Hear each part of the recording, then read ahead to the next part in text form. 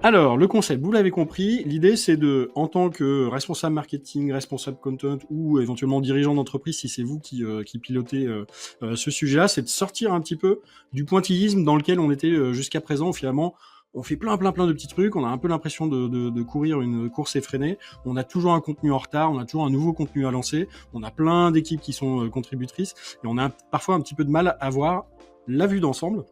Et pourtant, c'est bien comme ça qu'on va réussir à travailler proprement dans la durée, qu'on va réussir surtout à positionner son entreprise de manière qualitative sur quelques sujets qui sont vraiment importants. Ce côté perception de comment est-ce que je suis positionné par les gens qui voient passer mes contenus, c'est super important. Et quand on parle de plein de choses différentes sur plein de formats différents, bah, parfois on n'est pas perçu. On voit plein de choses, mais ça fonctionne pas. Et donc l'idée derrière, c'est vraiment d'avoir cette approche d'ensemble, à la fois pour produire et orchestrer la prise de parole, et puis derrière de diffuser, et vraiment de centraliser ça autour d'une thématique. Alors parfois une campagne, ça va être aussi un croisement entre une thématique et une cible spécifique, et on peut aussi descendre à ce niveau-là, mais en tout cas c'est quand même ce côté vision d'ensemble. Pour ça, il y a plusieurs choses. Les ingrédients de base d'une campagne, et on va vous décliner ça après pour vous dire un petit peu comment le mettre en place chez vous. On part toujours d'un contenu master. Ça, Juliette vous expliquera un petit peu ce qu'on peut rencontrer derrière. Mais il y a vraiment ce sujet. Il faut que sur ma thématique, j'ai un truc un peu phare. Nous, sur la partie leader advocacy, c'est ce fameux baromètre étude.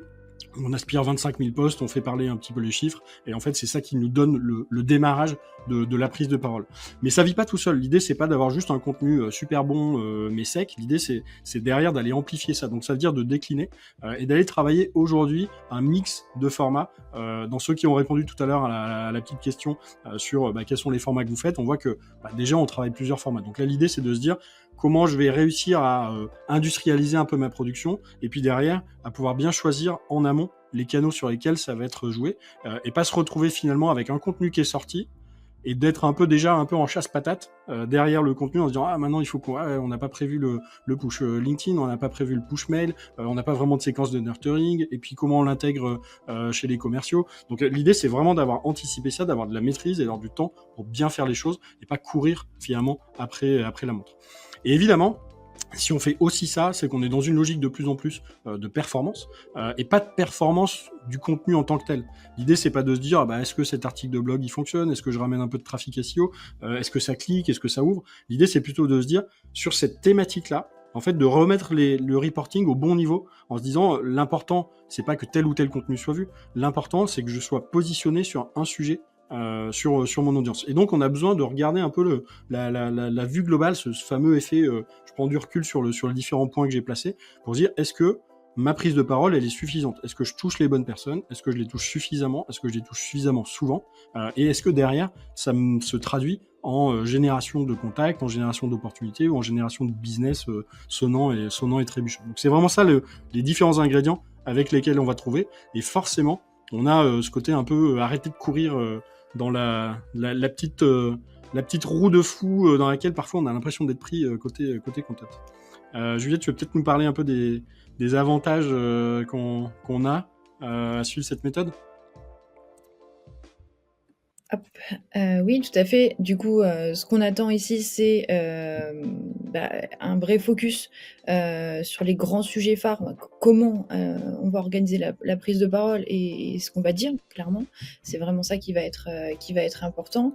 Hem le pack définitif, voilà, sur la thématique. Donc, encore une fois, c'est comment on va structurer, les sujets, qu'est-ce qu'on va y mettre, qu'est-ce qu'on va dire. Ouais, ce point il est super important parce que très souvent quand même, sur ce sujet de Pâques, quand on travaillait un peu de l'ancienne manière, en fait quand on voulait monter une campagne un peu complète sur un sujet, en fait il nous manquait toujours des bouts. En fait on avait des trucs d'amorce, on avait peut-être un cas client qui traînait, il nous manquait toujours quelque chose. Là l'intérêt c'est qu'on a vraiment fini le travail, alors après on peut l'enrichir, hein, mais il y a quand même ce côté intéressant de dire tout de suite j'ai la plupart des contenus que je dois avoir sur le sujet.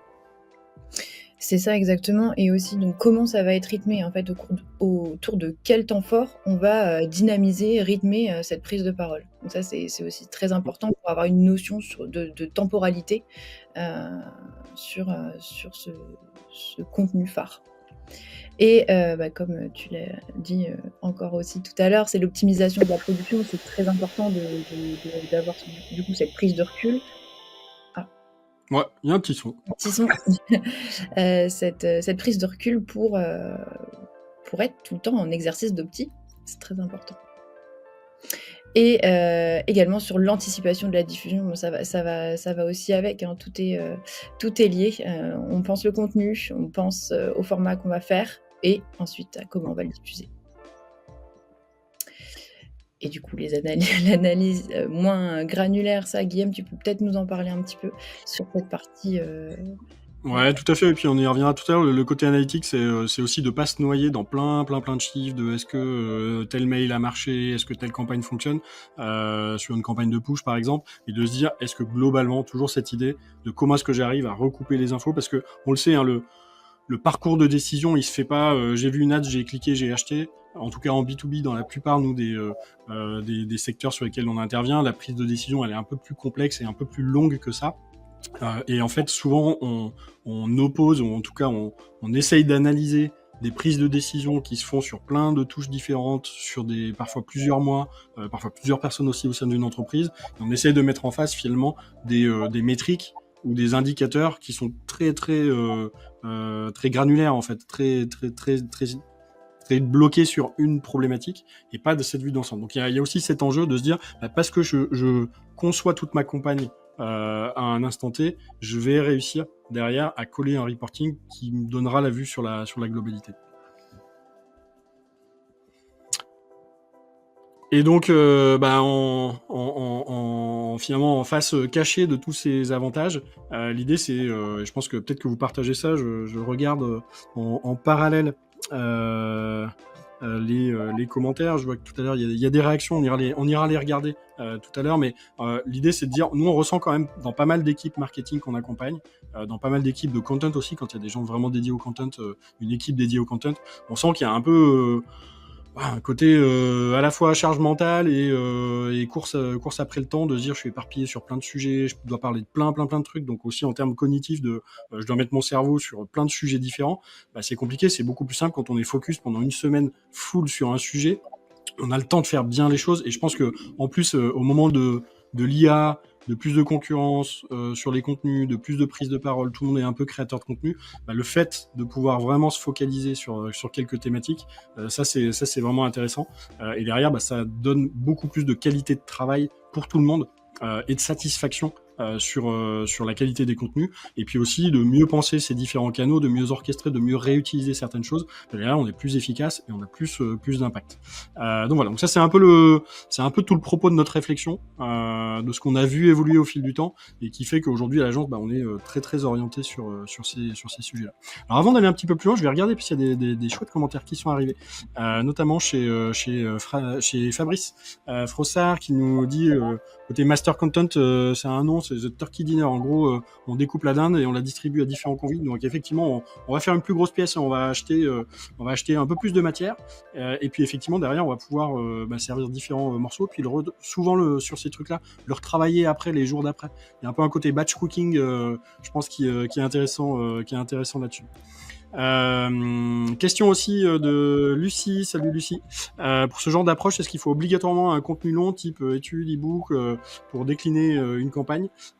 Effectivement, c'est un challenge pour certaines entreprises. Il y a plein de solutions. Ça serait presque l'objet d'un live dédié pour se dire comment sortir mon premier master content de manière smart et rapide à des coûts maîtrisés. Mais souvent, effectivement, ça peut déjà être un peu une barrière à l'entrée. Heureusement qu'il y a encore quelques barrières à l'entrée d'ailleurs.